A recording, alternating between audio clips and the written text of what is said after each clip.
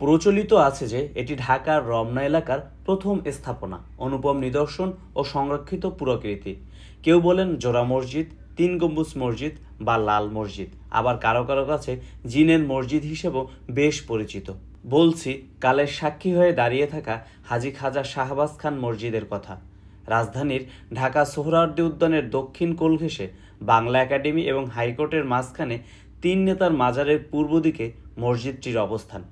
উত্তর ভারতীয় স্থাপত্যশৈলীর অনুকরণে গড়ে ওঠা এই মসজিদ বহন করেছে মোগল আমলের স্মৃতি। শিল্পী বেঁচে না থাকলেও শিল্পের অস্তিত্বের জানান দিচ্ছে শত শত বছর আগের এই মসজিদটি।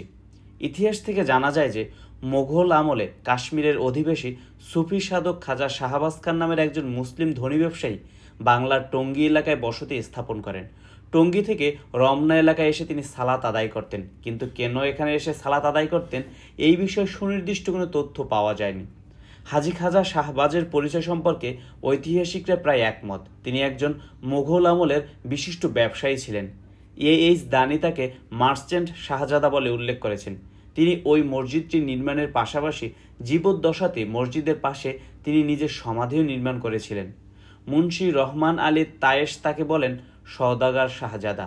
মসজিদের প্রস্তর ফলকে তিনি নিজেকে খাজা হাজী শাহবাজ নামে পরিচয় দিয়েছেন।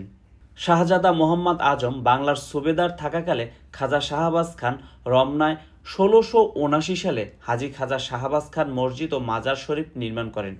তিন গম্বুজ বিশিষ্ট মসজিদটি ভূমি সমতল থেকে খানিকটা উঁচু একটি মাচানের উপর গঠিত। মসজিদের উত্তর পূর্ব কোণে আছে মাজার শরীফ। হাজী খাজা শাহবাজ খান মসজিদের আদলে এটি নির্মাণ করেছিলেন এবং তিনি মারা যাওয়ার পর এই মাজার শরীফই তাকে সমাহিত করা হয়। প্রতি বছর মাঘ মাসের ১৫ থেকে ১৭ তারিখের মধ্যে একদিন ওরস করা হয়। শতাব্দী কাল ধরে এই রেওয়াজ চলে আসছে।